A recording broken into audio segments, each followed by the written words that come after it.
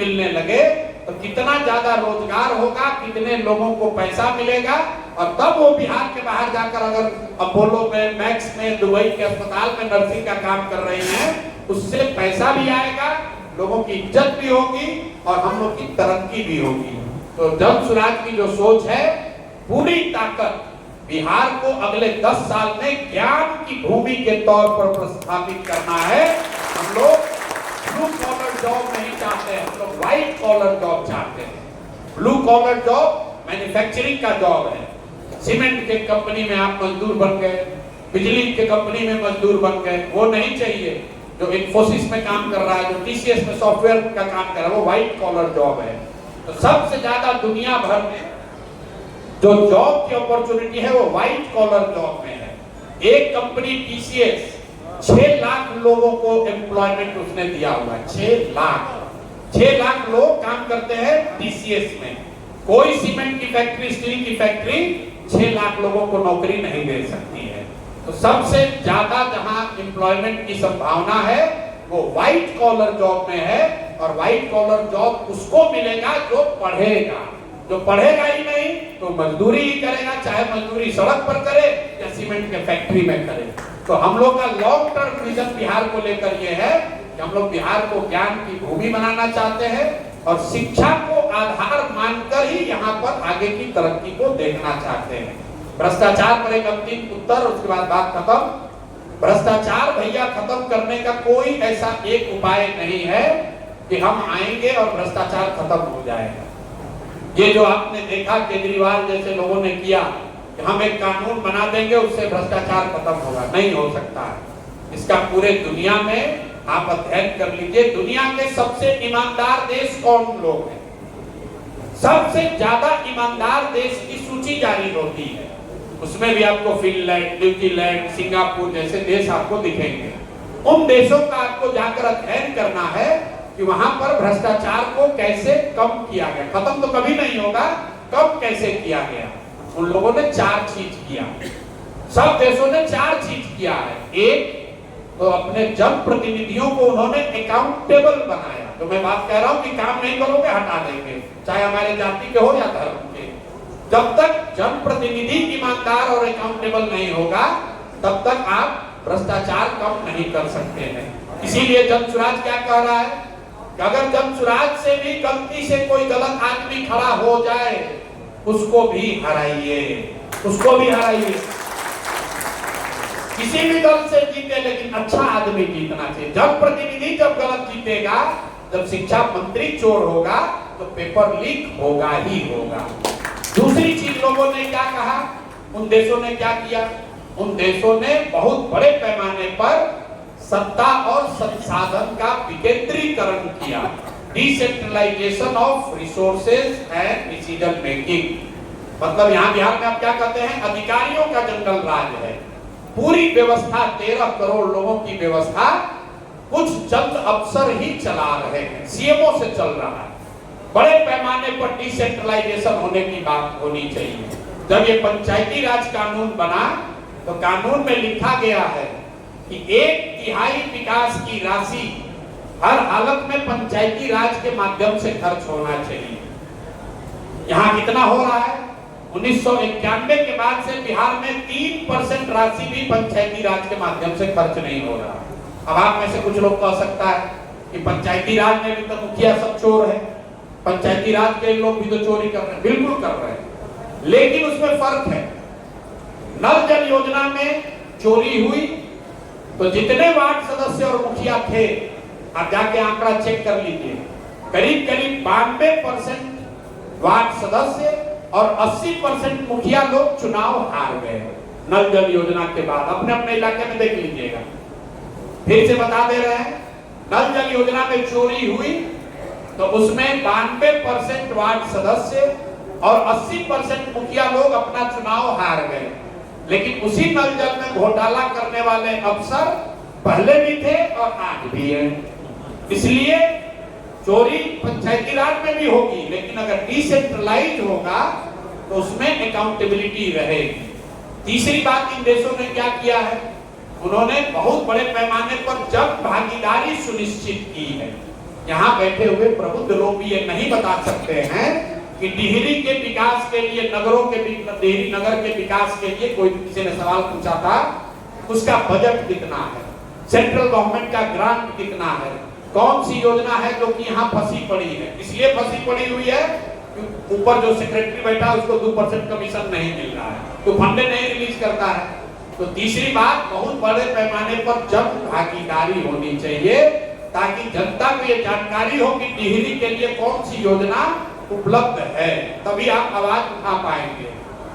आप देखते हैं गांव देहात में मुखिया जी लोग काहे चुनाव हारता है, आपको मालूम है कि सड़क का पैसा आया है, मुखिया नहीं बना रहा है, तो आप उसको हराते हैं। एमपी एमएलए के बारे में, सरकार के बारे में, ज्यादातर योजनाओं के बारे में आपको पता ही नहीं है। और अंतिम चीज, बड़े पैमाने पर टेक्नोलॉजी का उपयोग। अभी आप देख रहे हैं बिजली का मीटर लगा हुआ है, बिजली की चोरी जितनी पहले होती थी, मीटर लगने से लोगों को परेशानी है, लेकिन चोरी कम हो गई।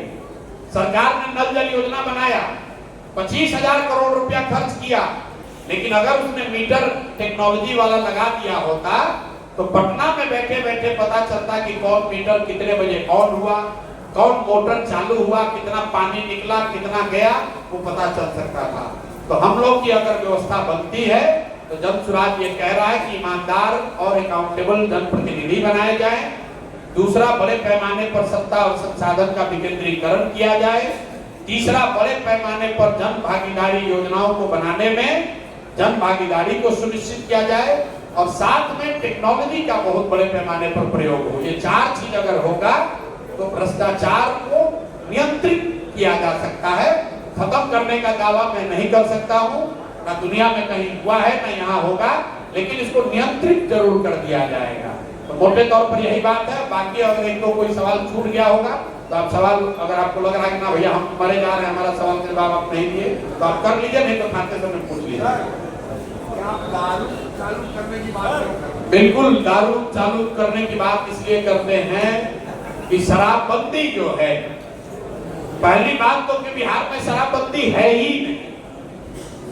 शराबबंदी का एक फर्जी कानून है, जिस कानून के तहत शराब की दुकान बंद है लेकिन होम डिलीवरी चालू है।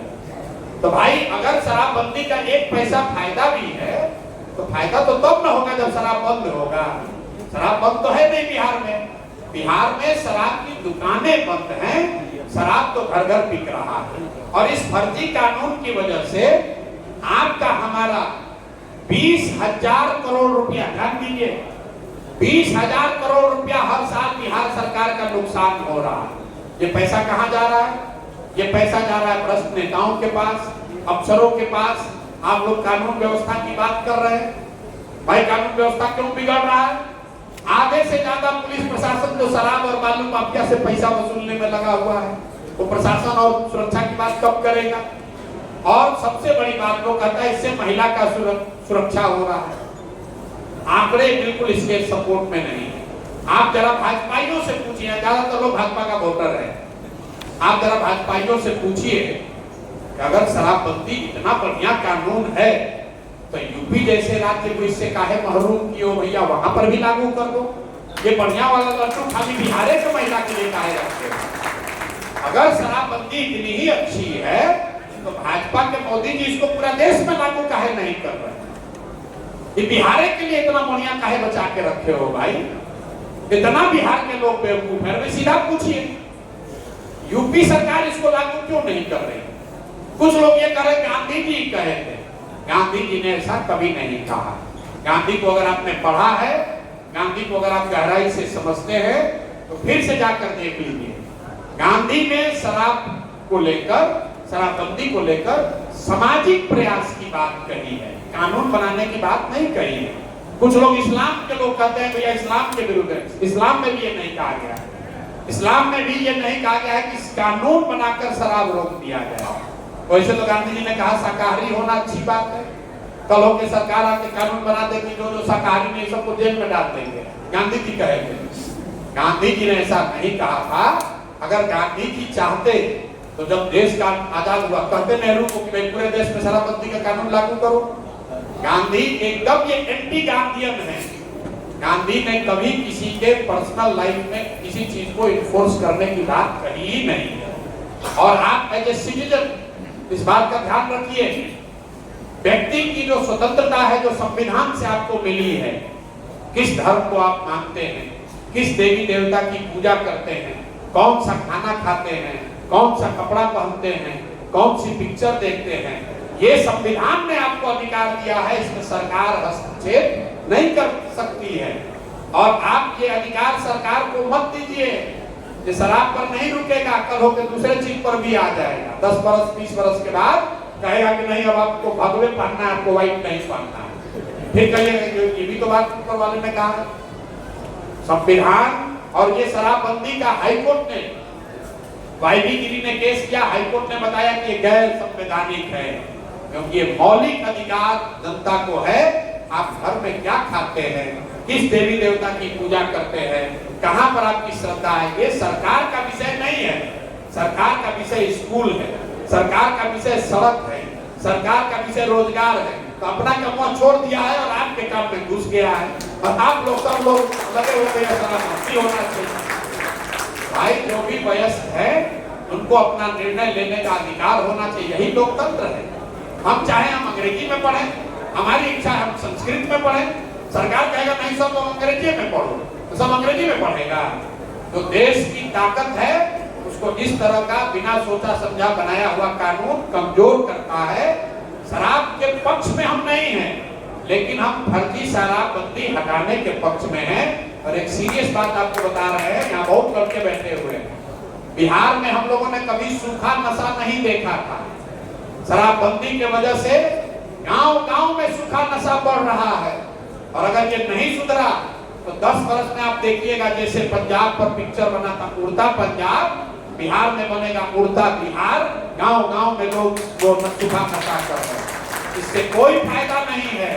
दुनिया में अमेरिका से लेकर वियतनाम तक बहुत देशों ने ये ट्राई करके देख लिया, उन्होंने ये पाया कि भाई इसको आप नहीं कर सकते हैं।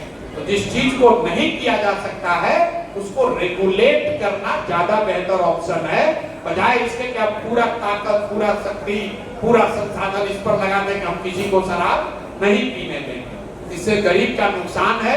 100 रुपया का शराब 300 रुपया में बिक रहा है, जहरीली शराब बिक रही है, और जो पैसा वाला है वो करोड़ों रुपया कमा रहा है, और आपका हमारा इससे नुकसान हो रहा है। बहुत बहुत धन्यवाद।